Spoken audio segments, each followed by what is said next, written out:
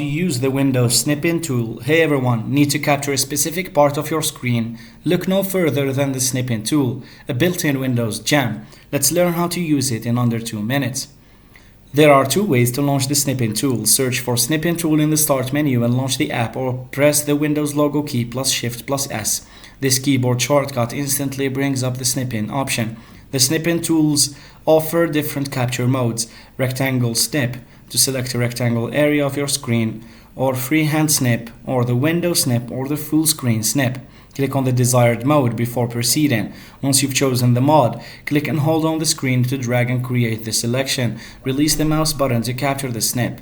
The captured image will appear in the Snipping Tool window. Here, you can use basic editing tools like a pen, highlighter, and eraser. Click Save As to save the screenshot as an image file on your computer. After capturing a snip with the keyboard shortcut, a notification toast appears. Clicking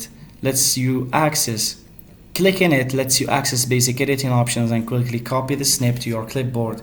With the Snipping Tool, capturing screenshots on Windows is a breeze. Thanks for watching, and don't forget to like and subscribe for more productivity hacks.